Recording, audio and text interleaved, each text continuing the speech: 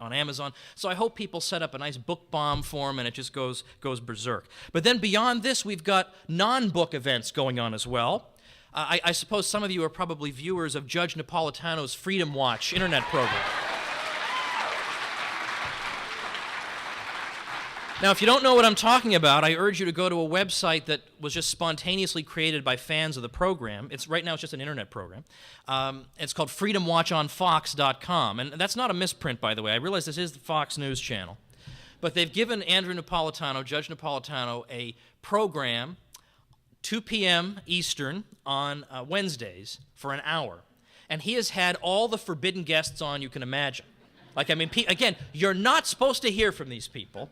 And yet there he is listening to them, agreeing with them, and the word is now that there is serious consideration being given to putting this program on the air, and they might want to hear from you about it. Could you imagine? You see, light and truth, they just need a little crack. They just need to get in a little crack to have their effect. And just 1 hour a week where you get the truth and where you don't get phony debates, should the top income tax rate be 39% or 38.7, but real debates. Hey, do we need a crummy income tax at all? Like a real, actual debate. So again, maybe they might want to hear from you. So that's wonderful news. I'm very happy to hear the consideration that Rand Paul is giving to the Senate race in Kentucky.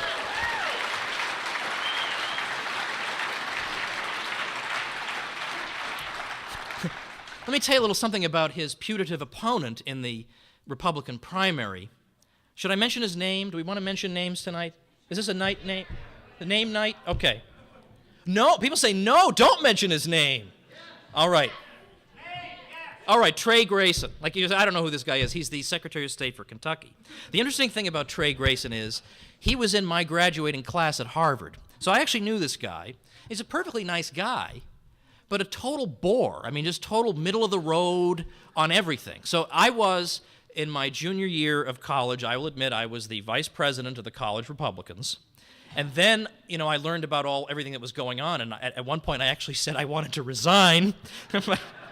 But he was never a member of our club, and I am told, I have not verified this, that he was a Clinton delegate.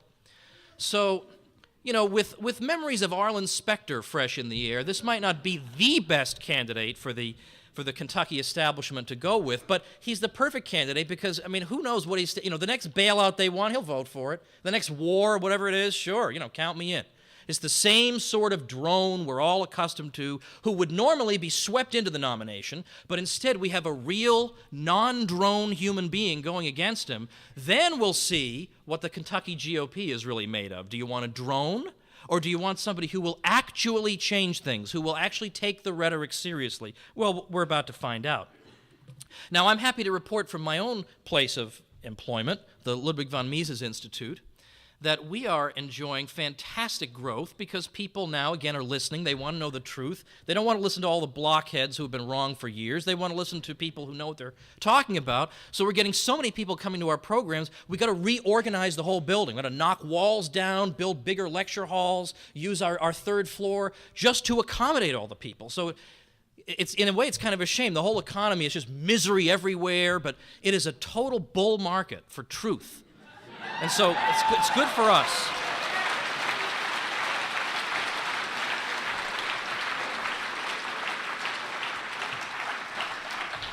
Now, in 1979, Pope John Paul II visited Poland for the first time. He would visit that country 9 times. And when he visited there, he told the Poles that the division of Europe and the Iron Curtain that had existed since Yalta would not persist forever. Now, that was significant enough, but what was perhaps even more significant was that so many hundreds of thousands, even millions of people, came out to see him on his various stops. And they looked around at each other, and perhaps for the first time it dawned on them how many of them they were, and how few the crummy ruling class really were. And this realization suddenly struck them. Wait a minute. Why are we allowing ourselves to live under this rotten regime? Well, we do not constitute quite the same majority that they did. But we are one fired up, energetic, never say die minority.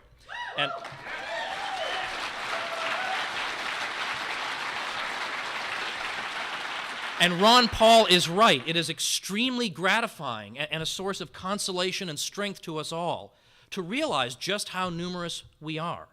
That there are a couple million of us out there at least, and who knows how many more fellow travelers.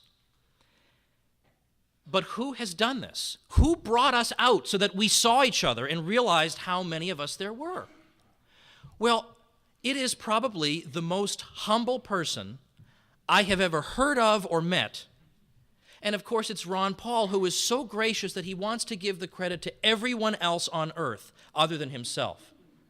Well, it's you at the Mises Institute, which of course, we're doing good work, and I appreciate that, and it's wonderful. And I think the Mises Institute has been absolutely outstanding through this. But the spark that gets people to go hear us is this man, and since he won't accept the credit for it, I'm on his behalf going to accept the credit for it right now.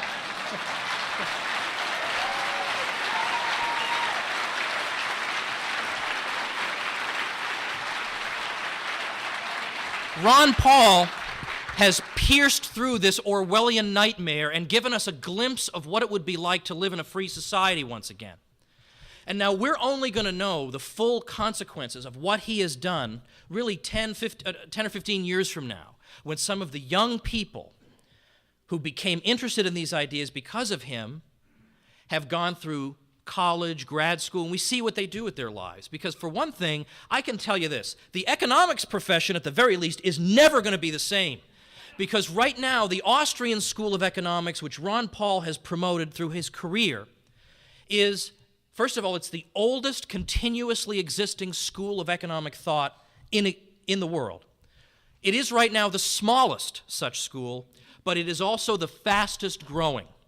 Because the rest of the stuff, the mainstream mathematical modeling, looks so passé to rising bright young people, to the rising geniuses in our movement. They look at this and say, this is so 3 weeks ago. I mean, come on. But they listen to Austrian economics, and it makes sense. It makes people want to go study economics. My view is that a lot of people who wind up studying economics, who study the Keynesian brand, they wound up there because they failed as a physicist. And so they got to do something with math, so they'll just be an economist. It's not that they say, oh my gosh, I'm so moved by this vision. But yet, when you read our stuff, when you read the Austrian stuff, they say, this makes sense, it's true. And the vision of society that it holds out is very attractive too, that we don't need a class of overlords dictating to us who needs to do what. To the contrary, we need to tell them what to go do. Well, it's a family gathering, so I won't tell you exactly what. Now, I am genuinely privileged to be a part of this, to watch this going on. I just figured I'd go through my life and, everything I believed in would keep being trampled on and nobody would champion it, and then I'd die. That'd be it. But at least we're going to put up a fight. And so what we all need to do is everybody needs to do something. Now, I realize when I speak in a room like this and I say everybody has to do more, I feel guilty asking you. It's like asking Ron Paul, could you do a little more? I mean, I realize you're flying all over the country, you're writing books, you're giving speeches, you're doing interviews all over the place, and I hear he's also a congressman on top of this.